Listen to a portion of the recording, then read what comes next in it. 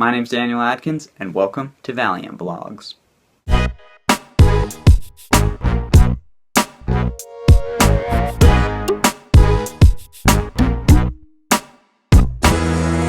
Now, originally, I had intended this series to be a bit more of a review show by going through Valiant Comics' entire library and catching up 1 month at a time. This was not exactly financially viable.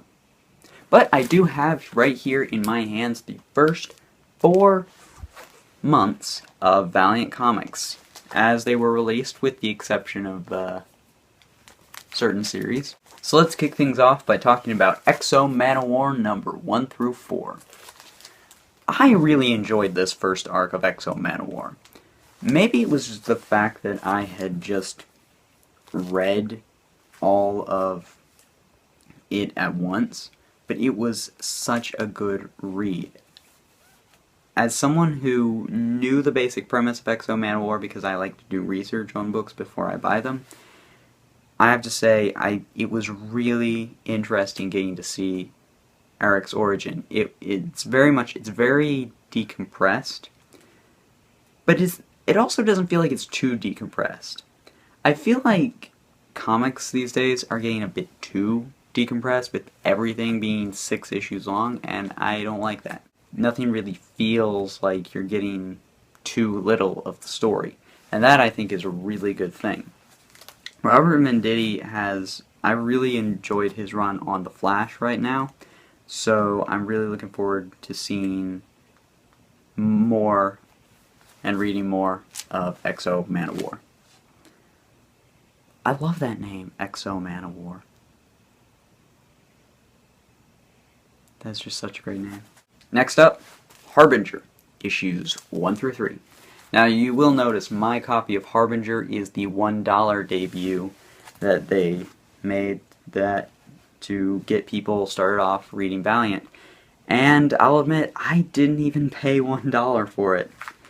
The first issue of Harbinger was generously given to me by the wonderful people at Ultimate Comics, my local comic book store, which you should totally buy from when you're in the Raleigh area.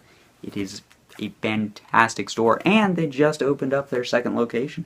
But yes, Harbinger, while I admit it's not the full arc, the full first arc yet, like X-O Manowar was, I am so loving Harbinger, and I'm actually really disappointed that I know that it ends at some point. So, that's disappointing.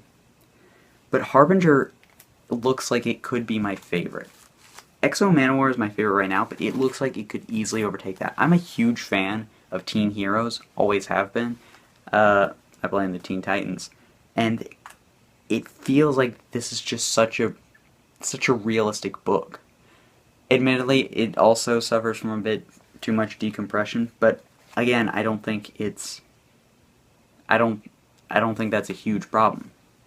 Because pretty much, while the first issue is all setup, it's really good setup. It's really character-driven stuff. And that's what I've noticed is really Valiant's strength, is it's all character-driven. Everything, all their lines, it's not about premise. It's about character. You know, that's the thing.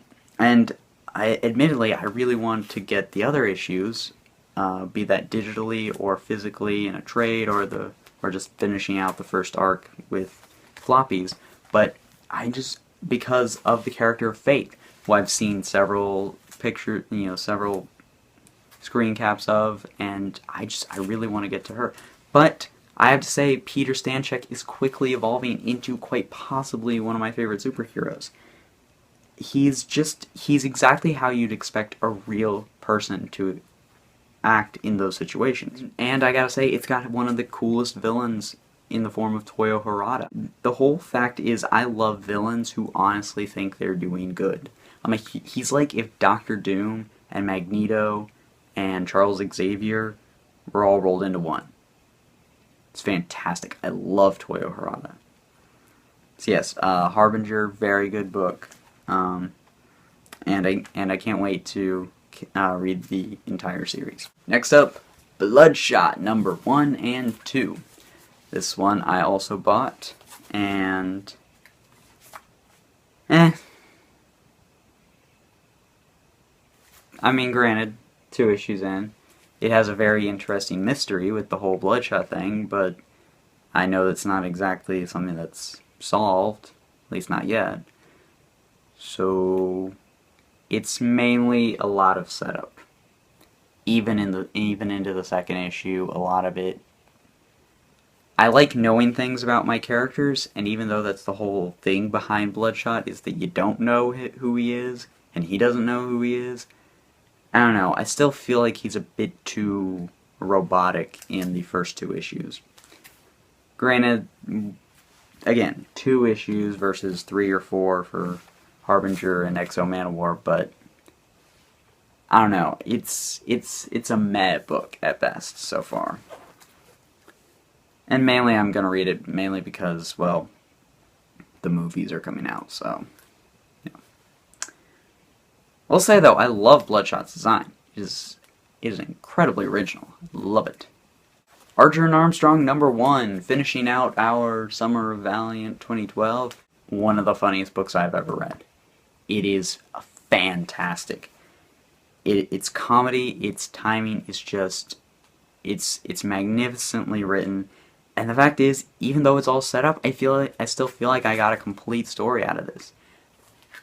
And really, I think Archer is the reason why. I really like Archer. I kind of relate with him on in a lot of ways. Just his young naivete is really interesting, and I don't know. I don't even know if I can really put it into words. I just got a real kick out of Archer and Armstrong. But I only have the first issue to go on, and I cannot wait to read the others. So, yeah. That's the Summer of Valiant 2012. As far as an introduction to the Valiant universe goes, these books are really good, and I cannot wait to see what else happens in the future of the series. But it's all the series I really have, so come back next time as we talk about something. I don't know.